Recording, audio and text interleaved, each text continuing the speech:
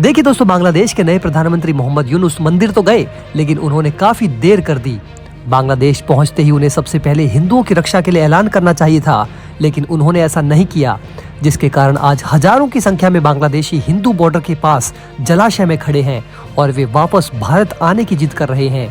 मैं इस बात की तारीफ करता हूं कि मोहम्मद यूनुस मंदिर गए, लेकिन इससे भी बड़ी बात होती अगर वे हिंदुओं की रक्षा के लिए 2 शब्द पहले ही बोल देते। तो क्या वो हिंदुओं की रक्षा के लिए पहले बोलने से डर रहे थे? ये अपने आप में बहुत बड़ा ट्विस्ट है जो कई सवालों को खड़ा करता है।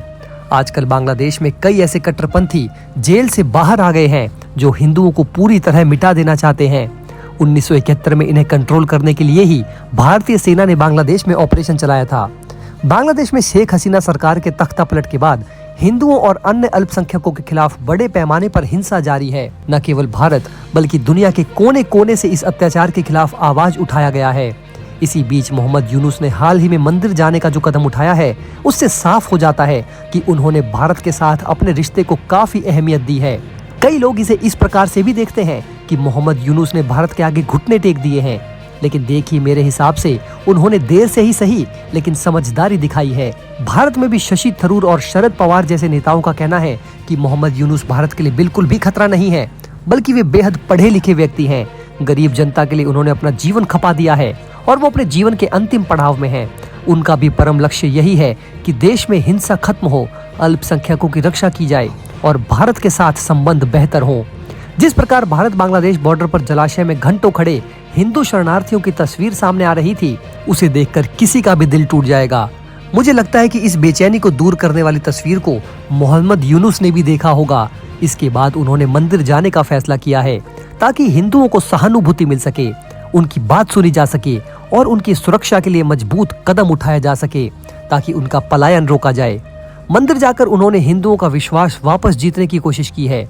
मोहम्मद यूनुस पर भारत के साथ साथ यूनाइटेड नेशंस की तरफ से भी दबाव बना गया था। भारत की तरफ से न केवल प्रधानमंत्री बल्कि विपक्ष के नेताओं ने भी बांग्लादेश में हिंदुओं की सुरक्षा के लिए आवाज उठाई है। इसी दबाव का नतीजा है कि मोहम्मद यूनुस अचानक मंदिर पहुंच गए हैं और अब वे हिंदुओं की सभी मांगों को पूरा करने जा रहे हैं। अगर उन्होंने ऐसा नहीं किया तो फिर आने वाले समय में उन्हें भारत के साथ रिश्ते निभाने में काफी दिक्कतों का सामना करना पड़ेगा।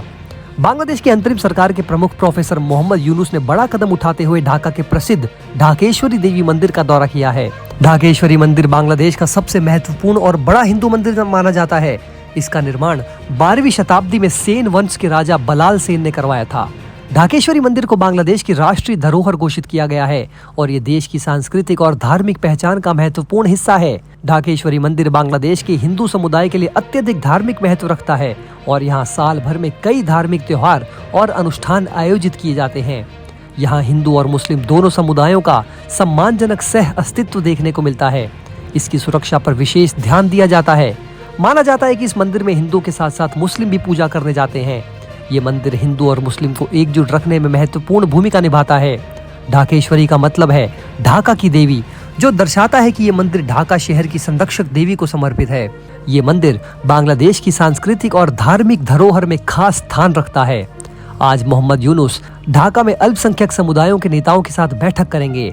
ये बैठक देश में हिंदुओं पर हो रहे हमलों और बर्बरता की घटनाओं के बीच हो रही है, जो शेख हसीना के 5 अगस्त को इस्तीफा देने के बाद से बढ़ी है। प्रधानमंत्री नरेंद्र मोदी ने मोहम्मद यूनुस को बधाई दी और कहा कि भारत उम्मीद करता है कि बांग्लादेश में जल्द ही स्थिति सामान्य होगी और हिंदुओं और अन्य अल्पसंख्यकों की सुरक्षा सुनिश्चित की जाएगी। उन्होंने ये भी कहा कि भारत शांति, सुरक्षा और विकास के लिए बांग्लादेश के साथ काम करने के लिए प्रतिबद्ध है। आइए अब समझते हैं कि बांग्लादेश में तख्ता पलट को लेकर अमेरिका ने कौन सा बड़ा बयान दिया है।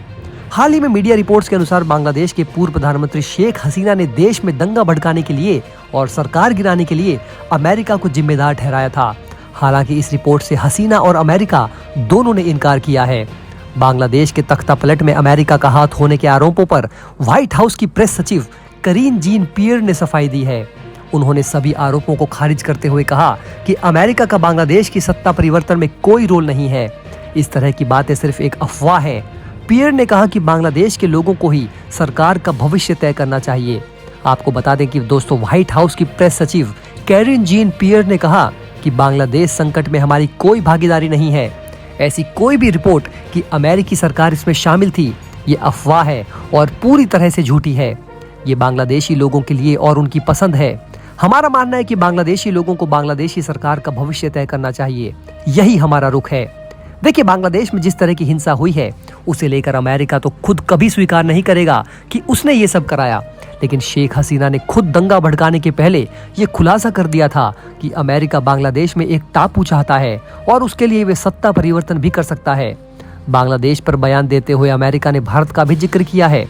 जीन पियरे ने कहा कि राष्ट्रपति बाइडेन भारत के साथ अमेरिका के संबंधों को दुनिया में सबसे महत्वपूर्ण संबंधों में से एक मानते हैं, इसलिए हम क्वाड और अमेरिका सहित अपनी सबसे महत्वपूर्ण प्राथमिकताओं पर भारत के साथ मिलकर काम करते हैं। हम अपनी महत्वपूर्ण साझेदारी का विस्तार जारी रखने के लिए तत्पर हैं।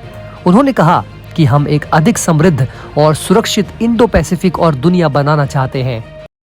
दोस्तों, अगर आप हमारे काम को पसंद करते हैं और हमारी खबरें आपको पसंद आती है तो हमारे इस चैनल को सब्सक्राइब किए बिना बिल्कुल भी मत जाइएगा। हमारे इस उभरते हुए चैनल को सपोर्ट कीजिए और आपका एक एक सब्सक्राइब हमारे लिए बहुत मायने रखता है।